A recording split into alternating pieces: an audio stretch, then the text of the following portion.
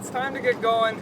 We were gonna wait till tomorrow to leave, but the current and wind and everything is just too perfect right now not to leave the dock. The wind's blowing us off the dock. The current is even pushing us out this way, away from this cat. So we should have a much easier time than if we were to leave at the best time to catch the tide in the St. John's tomorrow. So we're just gonna run a few hours up, anchor, and then continue on tomorrow. Quick, quick, quick, quick. So the stern is gonna flow out that way. That's good, that's what I want. All right, Alex is all set. Yeah, I'm gonna be ready to release and pull my dock line as we're ready to peel off the dock. Hopefully everything goes smooth. Should be fine, I think. Then I gotta release this back one here and hold it from the cockpit. Let's see how it goes. Always nice when it works out as planned.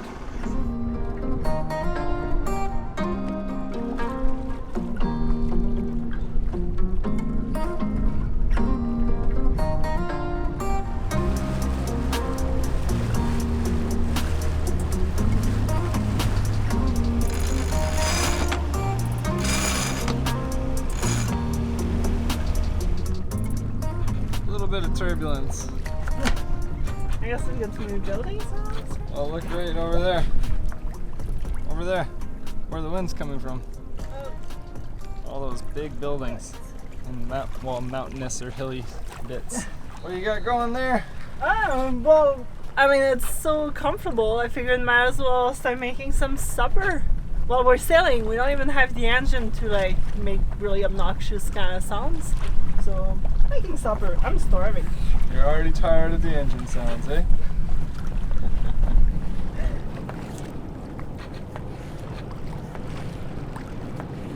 I guess 44.4 feet. Yeah, markers don't mean anything to us on St. John's. The markers are meant for those boats. I'm so excited that we timed the current of the St. John's good because we were trying to figure out when to leave the dock. But it seems like the current in Sisters Creek is it's not on the same timing as the St. John's River.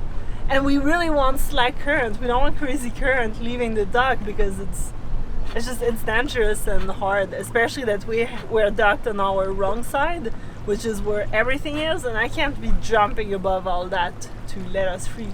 So that worked out really good. And now we're just being pushed up or down up the river. Hungry? Oh, I'm starving. Looks wonderful. Yum yum.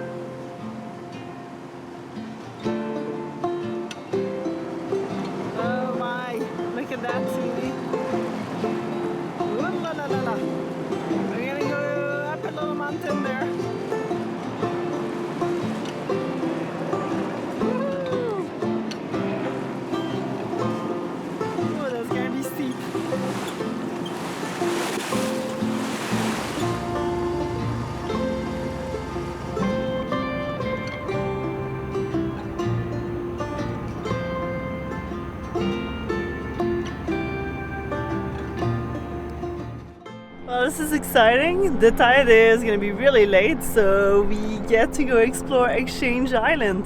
It was a really good spot to spend the night. It was quite calm with the current, so that was pretty good. And we had a bird land on our boat with an eel yesterday night.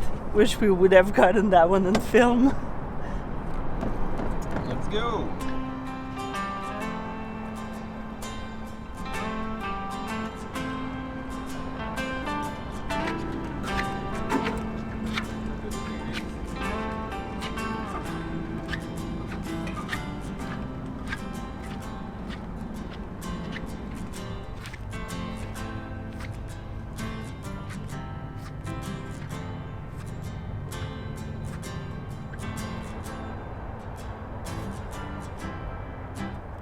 Such cool texture, right?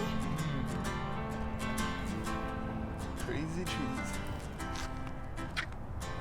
Funny how we've seen so many boats anchored here all the time, but never been on Exchange Island.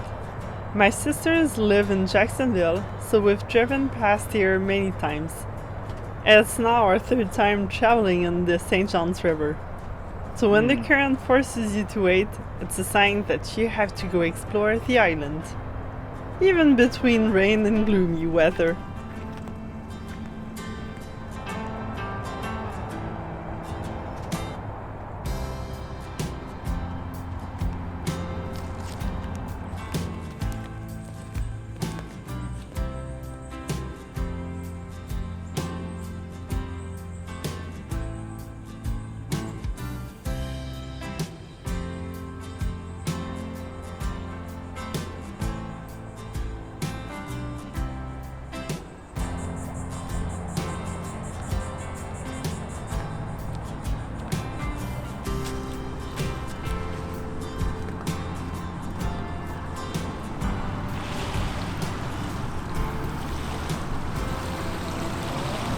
I like this. Nice little walking trail all over Exchange Island. And welcome to the St. John's River.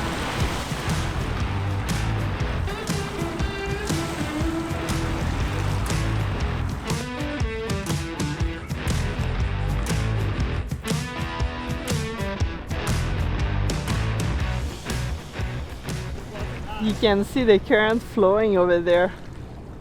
You really wouldn't want to be leaving now. We'd be fighting 4-ish knots. Little crab friend. Crab people, crab people. Off we go! Our last passage, I guess, before we are pretty much at the marina full time, hauling out the boat. Kind of bittersweet. We're gonna add some crew to our roster, and we're also gonna go home and visit some family. But pretty bitter because, I don't know, we never want the cruising to end. It doesn't feel like it was long enough. Hopefully next season it'll be a lot longer. But it's roasting today. There's not a lick of wind, so there'll be no sailing, and there's barely any breeze even from motoring at 5 knots. But we waited for the current to die off, so now we're leaving, and it's gonna be pretty nice and smooth, I think. Probably wait for the bridge, which will give us more current for us, and then we'll be rocking and rolling the rest of the way to Green Cove Springs.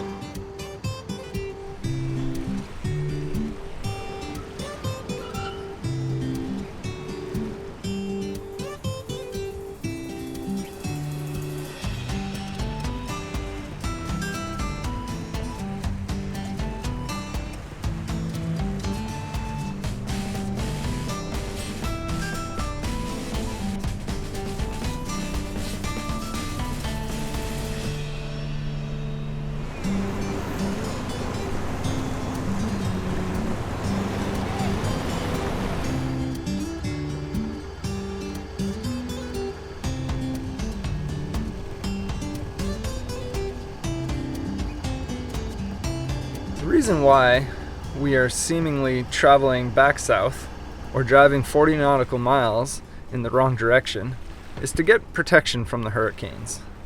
The St. John's River is inland Florida and to the north, and it seems like most storms skip this area. Last year, our boat survived its first hurricane season here, so we decided to bring it back this way. And with our little baby due in September, during the peak of hurricane season, it seemed like our best option. Gotta watch out for buoys, they're everywhere.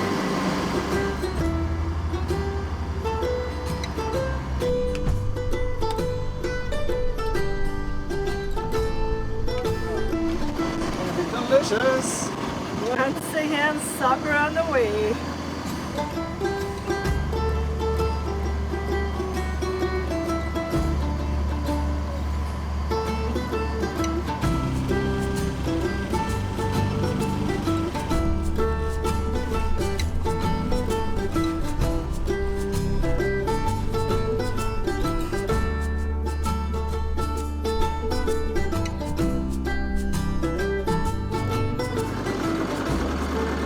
We're 0.7. 0.7 is okay, though. 0.7. Yeah, All right, go ahead.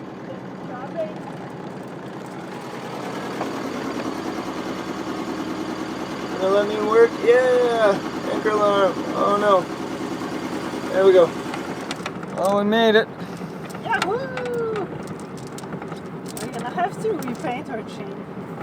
Feels kind of weird being back here.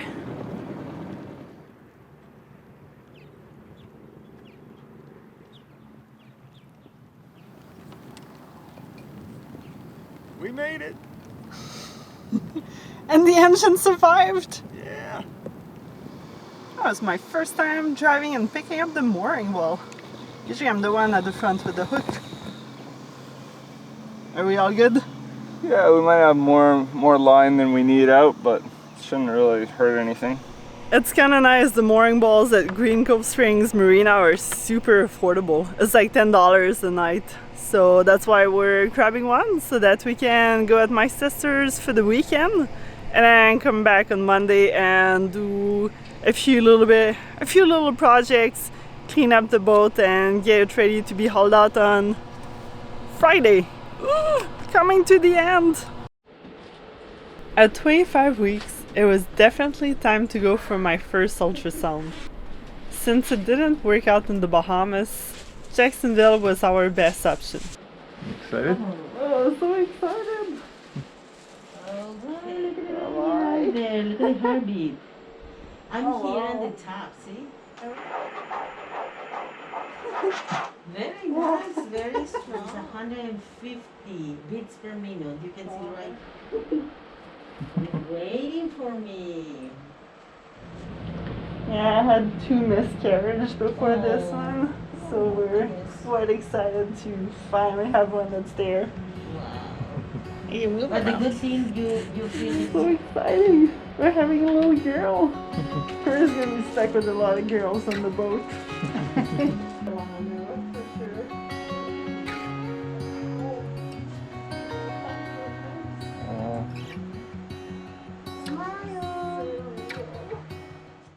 Well, I'm working on my test piece to see how everything looks for our floor. It seems like the floor is quite thin. It's like a laminate over top of some sort of marine plywood or something. But it's thick enough to give it a quick sand. So I've already sanded this side. I don't know, you can tell everything's a little lighter on this side. And then I'm going to give this side a bit of a sand. I'm not going to go crazy and get every little void and stuff like that because, well, I might end up sanding all the way through it. So I'm just hand sanding this piece. When I do the main floor, I'll probably use a 220 grit on a orbital or something and just move around fairly quickly so I don't burn through what little floor we have. So we got oil on this side, 1 layer, and just straight sanded on this side. And I'll probably put another layer once this dries up a little bit and then throw some varnish down on it. This is kind of an experiment. We'll see. So I'm kind of curious how the oil is going to work. It's not necessarily what I've seen a lot of people do. We got 1 coat on half of it, as you can tell. Oil on the other. It's going to look pretty good.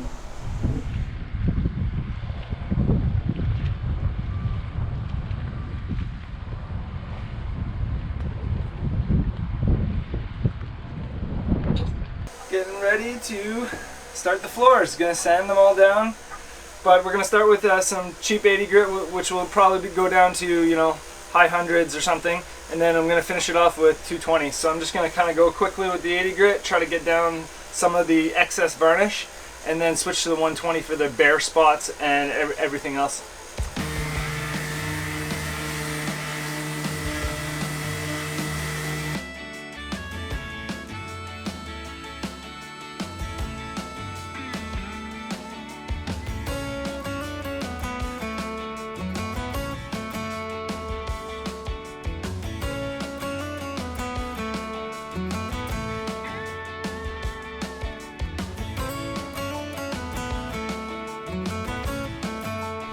Said the dust was not gonna be bad, right? Yeah, I mean, it's not too bad.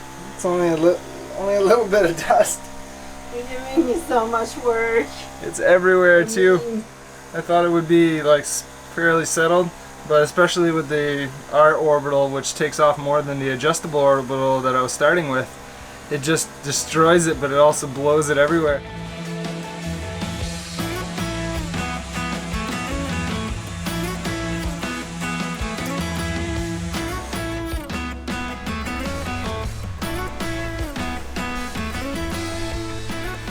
How many times have we cleaned this floor? Oh my god, like way too many times. Corey got dust all over the place when he was sanding, so we've been going back and forth since yesterday night. Now we're at the final cleanup though. Trying to get all the hair and any last bit of grime or anything that's on there. Just getting every last little bit of dust and debris with a little bit of paint thinner now. Stinks. Lightheaded. Should be wearing a mask, I guess. Might have to dig it out for the varnish.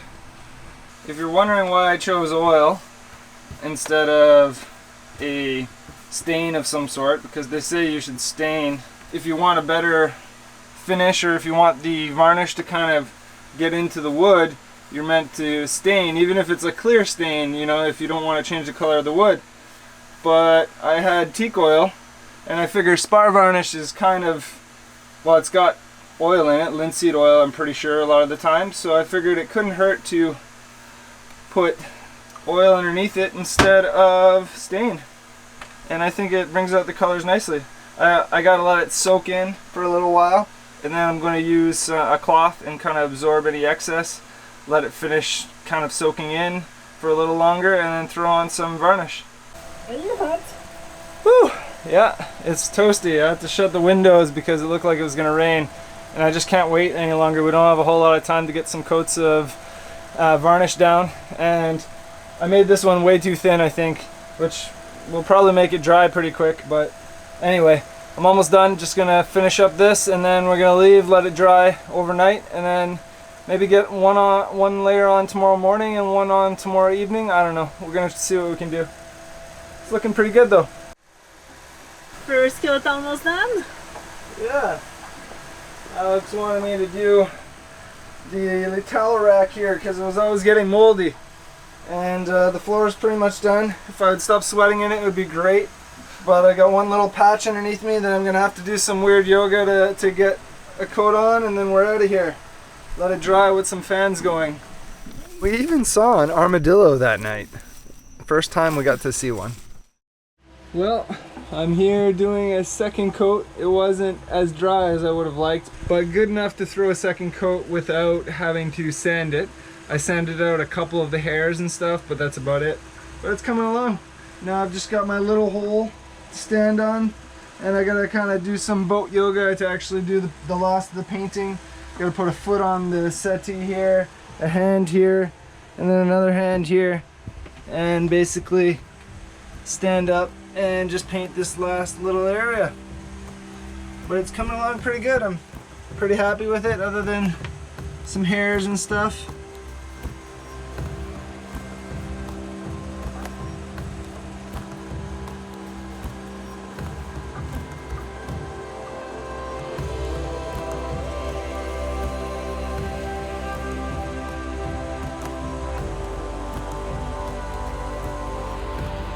Alright, I've completely boxed myself in. I've only got this small little space, and of course Alex's towel rack to do. So I'm just going to finish that and boat yoga my way out of here.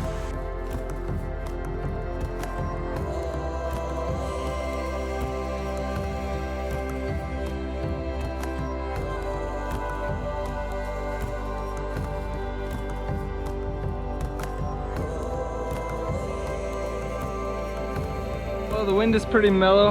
I'm done the floors, and I didn't make it before rush hour to get back home. So I'm gonna stick around the boat, get a few more things done since we're hauling out in a couple days. I'm pretty sure I can manage at least the head sail and the main by myself because the wind's pretty low. I got the head sail just attached inside my stays here on the stanchion, and so I'm just gonna make my way to the front, untie everything, and it should be pretty easy to pull down since it's all gonna flake here on deck.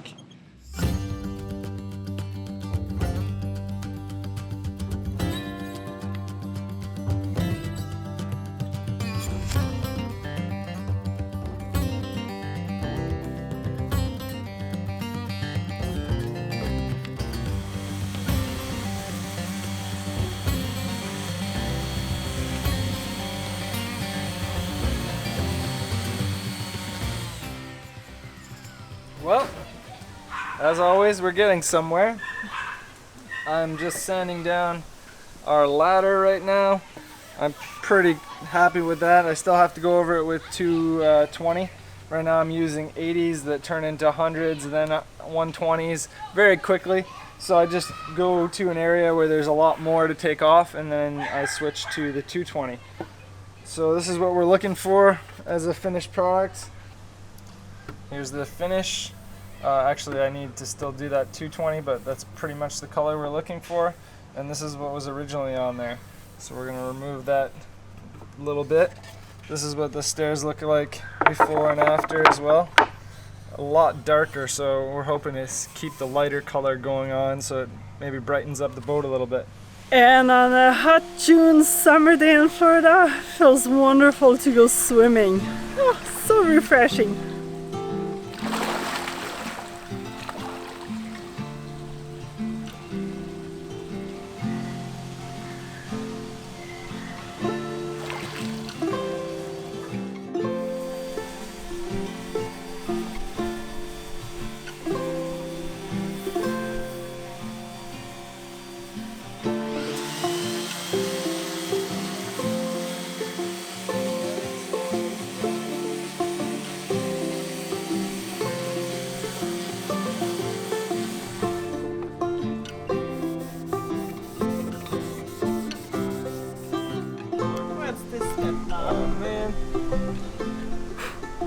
The step is the wind blows sticks onto your project that you've just cleaned.